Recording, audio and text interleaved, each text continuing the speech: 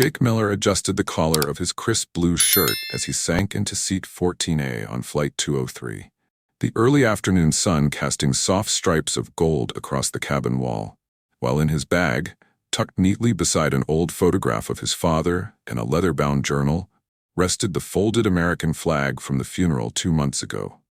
A symbol of sacrifice he wasn't quite ready to talk about. Not yet. Not on a day like this, when all he wanted was to get home in time for his daughter's piano recital, her first performance since the diagnosis. Jake Miller boarded Flight 203 with a heavy step and a heart that could not hide its pounding. At 42, his dark skin bore the marks of time and years of service under the American flag, where life and death had once been decided in a split second. But today, there was no gunfire, no orders, just a son quietly returning, carrying a faded canvas bag containing a few medals and a carefully wrapped birthday present, the pale pink silk scarf his mother had longed for since their last video call 3 springs ago. Jake chose a seat by the window, seat 4A, where he could quietly watch the sky. Through the thin glass, the afternoon sunlight touched his shoulder like his mother's gentle hand. He smiled slightly, a somewhat forced smile, then opened his phone, texting his sister, "Keep Mom busy tomorrow afternoon. I'll show up unexpectedly." Immediately after, he put his hand on his shirt, where under the fabric was the letter his mother had written the day he left home to join the army. Frayed at the edges, slightly discolored, but the trembling purple ink was still intact. "My son, if the world out there is harsh, always remember that your heart grew up with gentleness." Jake never answered the letter. He kept it with him through the war, like a talisman, a whisper he couldn't bear to read aloud. It sat in his breast pocket, next to the medals he'd received for bravery, but to him, his mother's words were the most precious. The plane slowly filled up. A young mother sat nearby, soothing her restless toddler with cookies and soft songs, her voice tinged with weariness and patience. The child giggled, tugged at her mother's hair, then clapped her hands in delight. Behind Jake, an elderly couple sat quietly, looking out the window, holding hands, as if each flight had become a routine part of their final journey. No one spoke loudly, no one argued, just the whir of the propeller blades and the last golden light of day that filled the cabin with a rare peace. Jake took a deep breath, letting the air of his first return in more than a decade sink into his chest. This flight was more than a geographical journey. It was a healing, an unfinished promise to be fulfilled. Because the old mother, sitting somewhere in the small house in Atlanta, the one who had once sent him off with a hug so tight he could barely breathe, was now 70 years old. And Jake knew that time was running out for him to continue postponing the moments he needed to be present. He leaned his head against the window, eyes half closed. As the loudspeaker announced the takeoff, his heart flew towards the woman with the old purple letter. The one who always believed that no matter how the world turned, love was the only thing that kept people standing firm in the storm. The wheels of the luggage cart stopped at the back of the cabin as Lisa Matthews entered. In her neatly pressed uniform and just enough makeup to keep her face expressionless, she scanned the rows of seats as if she were taking inventory rather than greeting the people on the afternoon flight. Her high heels clicked rhythmically in the aisle, but what really made the atmosphere in the cabin shift was the glance, a brief but heavy one, she gave Jake Miller. Jake sat still, his gaze fixed on the window, his hand unconsciously adjusting the duffel bag at his feet. A bag he had carried across 3 continents, filled with things few people understood. A few old medals, a carefully wrapped silk scarf, and a frayed letter. Yet to Lisa it seemed like something that needed closer examination. She stopped right next to his chair, her lips pursed into a forced smile, the smile of someone who doesn't really want to talk, just wants to get the procedure done, and pointed to the bag. "I need to check your bag." Her voice wasn't loud, but it was cold and decisive like an emotionless command. There was no greeting, no friendly glance, just suspicion, thick and clear. Jake turned, looking her straight in the eye. No challenge, no fear, just a calm owned by thousands of hours on the line between life and death. He replied, his voice even and soft. "My bag is standard, but if you need me, I can show you my military ID." In that moment, Everyone around seemed to sense something was wrong. The young mother beside Jake gently hugged her daughter. Her eyes quickly darted to the flight attendant and then stopped at Jake. There was something about the calm demeanor of the black man that made her feel more secure than wary. The little girl in her arms, who was crying from exhaustion, suddenly stopped, her eyes wide open looking at Jake and smiling, as if a child's intuition recognized kindness that adults often missed. Lisa saw it, and perhaps that was what made her defensive, as if Jake's silent presence were a challenge. She raised her head, took a step back, and said loudly, "Are you threatening me?" The cabin seemed to drain away all sound in a single breath. People looked up from their phones, their travel magazines, their private thoughts, and toward row 14. A few blinked, unsure if they had heard correctly. The elderly couple in the row across the room turned. The woman squeezed her husband's hand, and he shook his head, his eyes filled with indescribable disappointment. Jake still didn't say anything. He sat there, eyes fixed on Lisa's face, as if trying to figure out if what had just happened was real or some weird mistake. But then he realized this wasn't the first time someone had looked at him like that.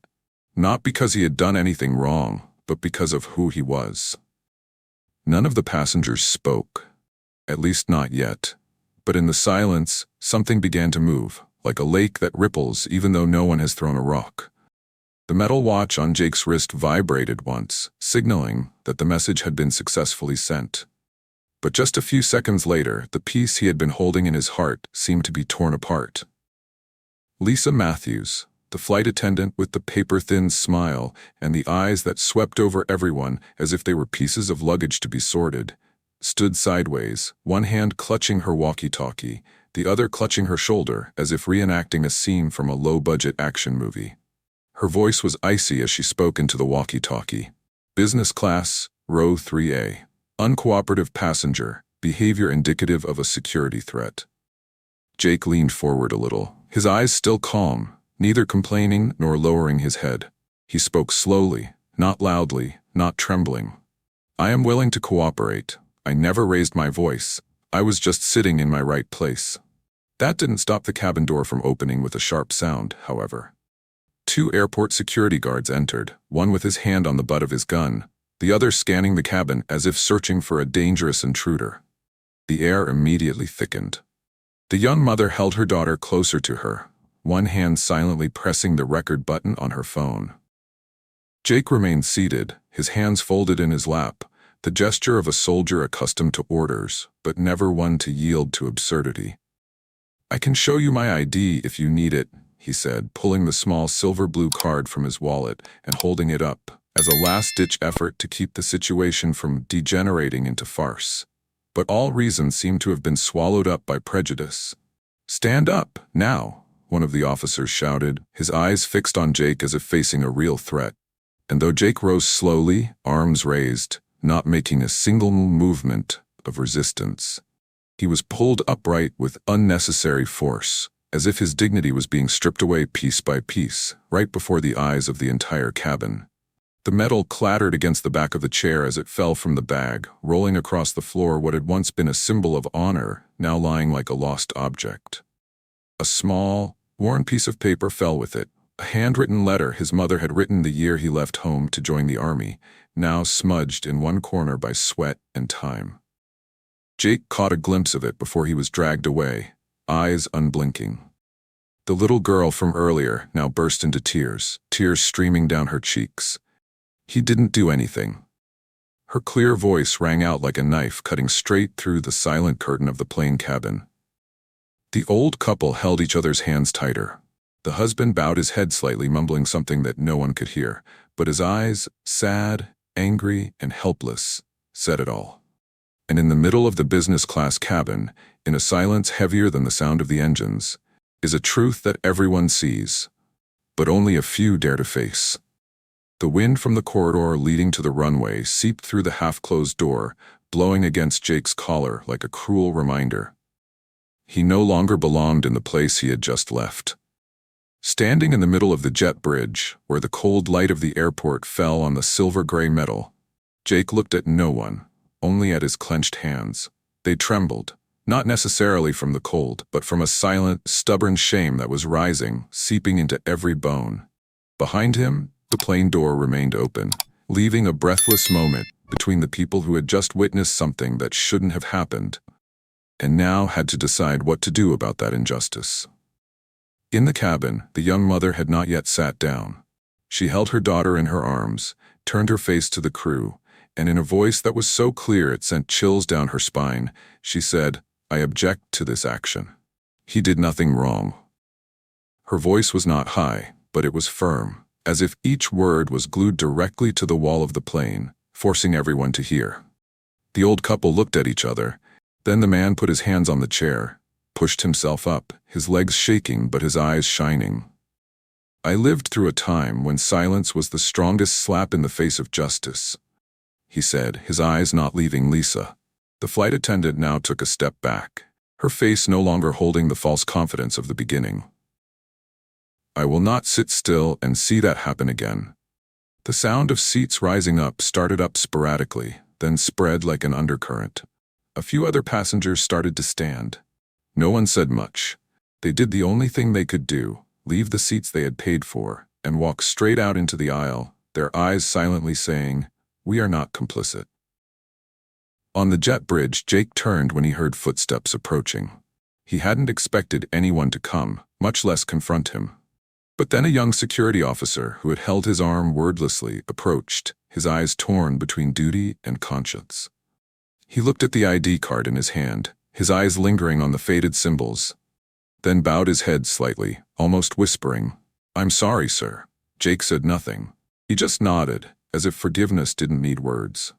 But in that moment, something inside him was mended, not by justice, but by the courage of strangers who had chosen to stand up, even for 3 short minutes, to prove that silence wasn't the only instinct left in humanity.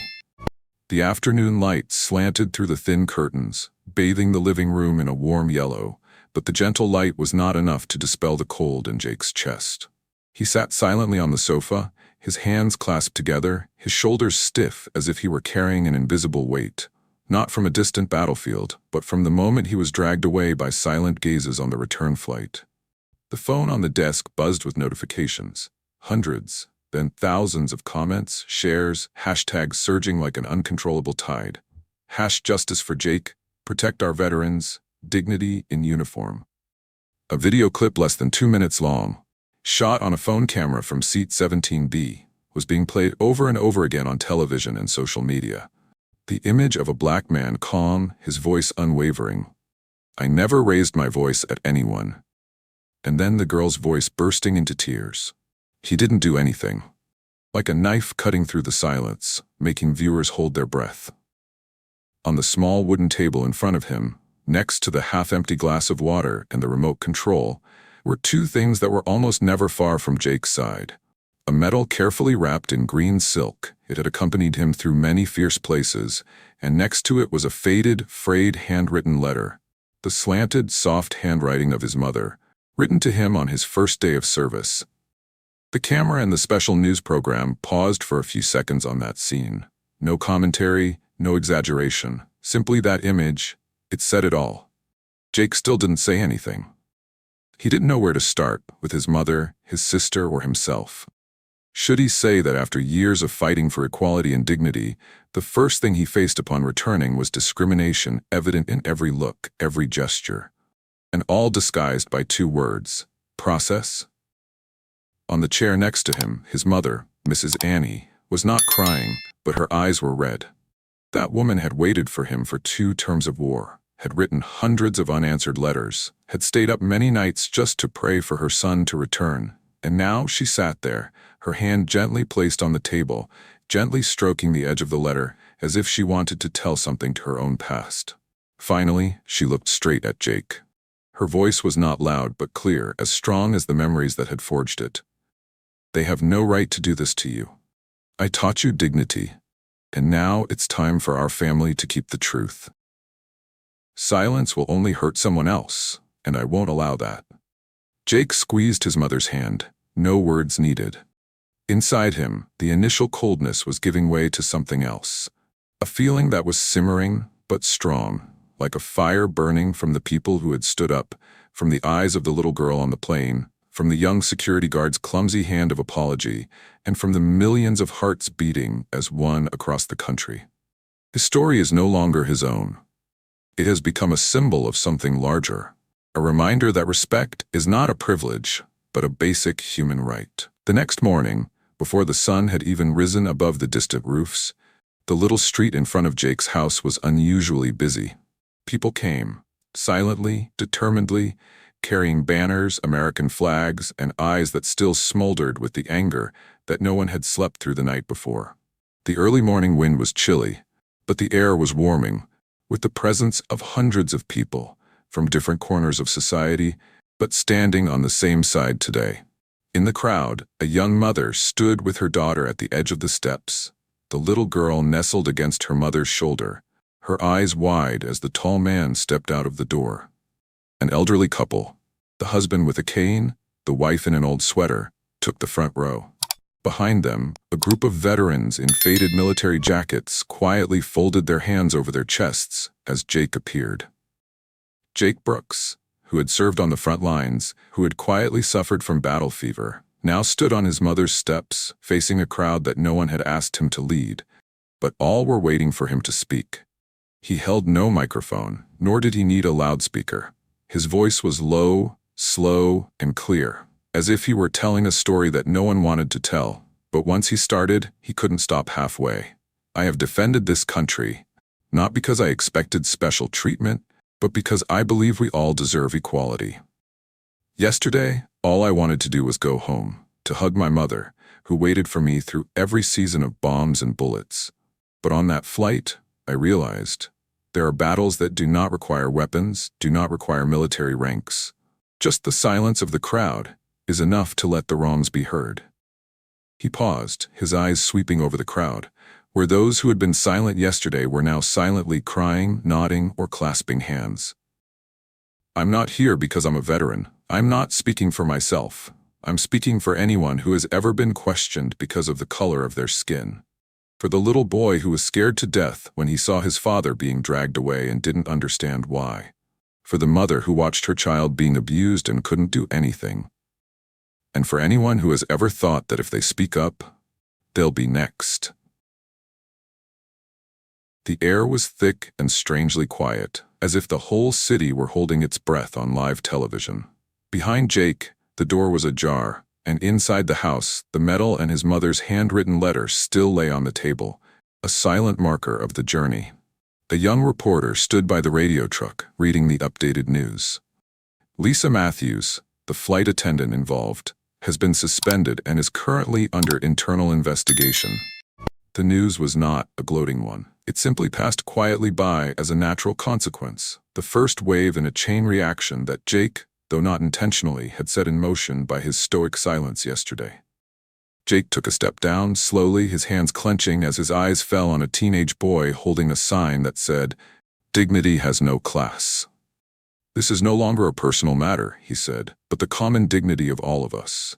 A clap, then a few more, and then the whole street erupted in agreement, not because of the rhetoric, but because of the feeling that today they were standing not just for one person, but for something that should have been, long ago, everyone's right to hold. A month later, autumn still lingered on the maple trees on Jake's front porch, where afternoon sunlight slanted through the windows, illuminating his mother as she poured tea. The room was quiet, but there were things that were no longer the same. Jake sat on an old wooden chair in the living room, his uniform neatly folded in the closet, and the medal that had fallen to the floor of the plane that day now sat proudly on the table, next to something else, an old handwritten letter. The ink blurred by the years, his mother's slanted handwriting, written to her son on the day he first went to war. That evening, when he opened his phone, he saw a notification. "You have been invited to speak at the Flight 203 Leadership Fund event, not just to honor, but to launch a new scholarship for the children of veterans." And then, under the white dome of the city community center, the lights fell on a small stage, where Jake stood next to the faces who had been on that fateful flight. The young mother, with the brave eyes, the old couple still holding hands, and the young security guard who had bowed his head when he saw his military ID. Jake took the microphone, looked down at the row of seats where his mother sat, wearing a faded silk scarf. He took a deep breath, his voice low but full of weight. "I didn't choose to be an icon. I just chose not to bow down. My mother once wrote to me, 'True strength lies not in winning, but in keeping your heart even when you lose.' That day I thought I was just an offended passenger, but you, the people who stood up, made me part of something bigger. A voice for justice." The audience was silent for a second, then applause broke out, not out of admiration, but out of sympathy. His cheek turned to the person next to him, his hand gently stroking the edge of the scarf. Some gifts come at the wrong time, but at the right time. The soft light covered the two souvenirs, the metal and the silk scarf now in a small glass case, not bright, but no one took their eyes off. The background music played low and gentle, like a whisper between generations who had never met but shared the same values, kindness and courage.